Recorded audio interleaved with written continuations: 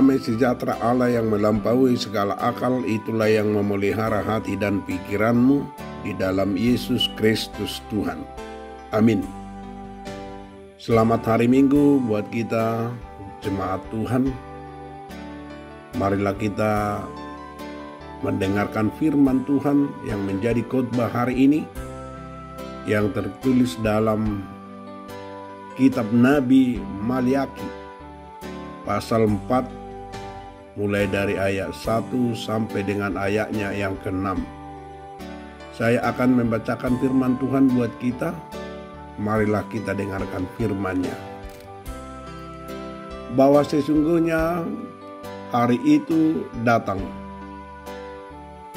menyala seperti perapian, maka semua orang gabah dan setiap orang yang berbuat fasik menjadi seperti jerami dan akan terbakar oleh hari yang datang itu.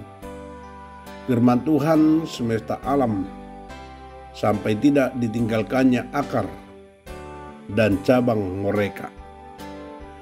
Tetapi kamu yang takut akan namaku, bagimu akan terbit surya kebenaran dengan kesembuhan pada sayapnya. Kamu akan keluar dan berjingkrak-jingkrak seperti anak lembu lepas kandang. Kamu akan menginjak-injak orang-orang fasik, sebab mereka akan menjadi abu di bawah telapak kakimu. Pada hari yang kusiapkan itu, firman Tuhan semesta alam. Ingatlah kepada Taurat yang telah kuperintahkan kepada Musa, hambaku di gunung Horeb, untuk disampaikan kepada seluruh Israel, yakni ketetapan-ketetapan dan hukum-hukum.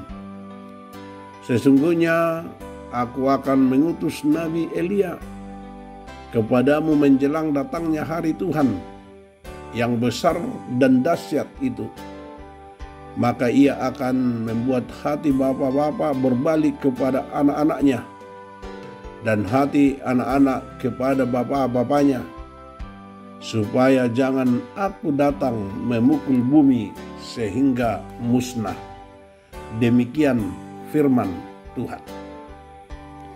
Saudaraku yang kekasih dalam nama Yesus,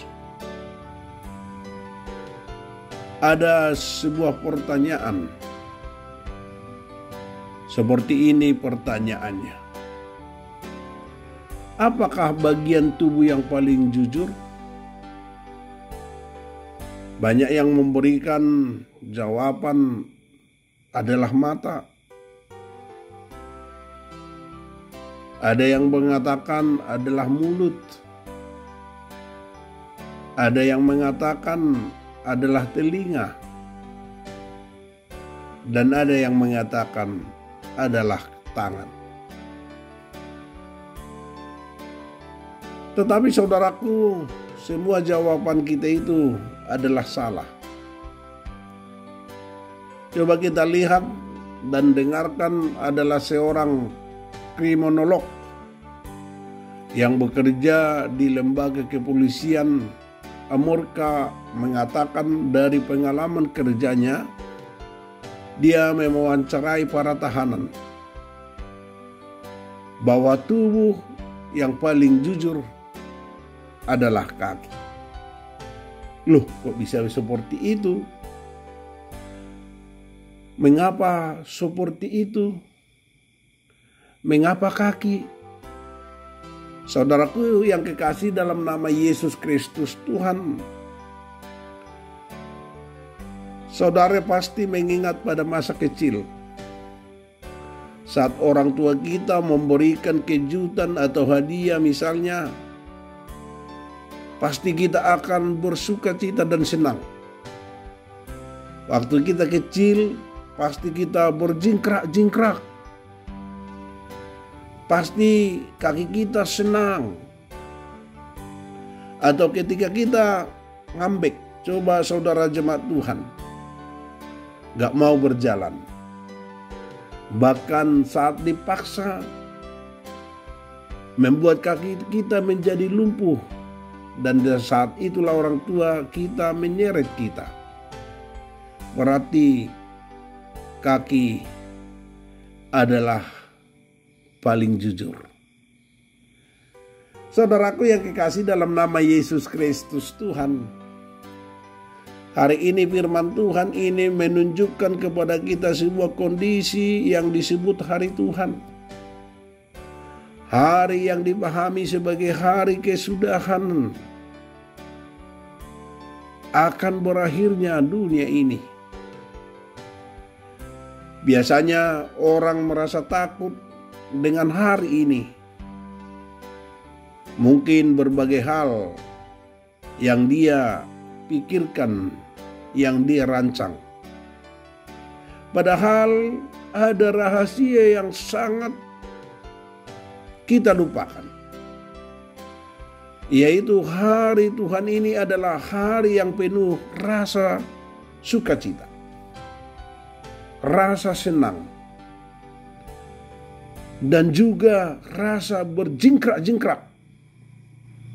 Dapat kita lihat firman-Nya pada hari ini, minggu ini, yang menyapa kita berkata bahwa surya kebenaran akan terbit dengan kesembuhan pada sayapnya. Lalu dilanjutkan dengan firman-Nya berkata, kaki akan berjingkrak-jingkrak kegirangan. Saudaraku yang kekasih dalam nama Yesus Kristus Tuhan,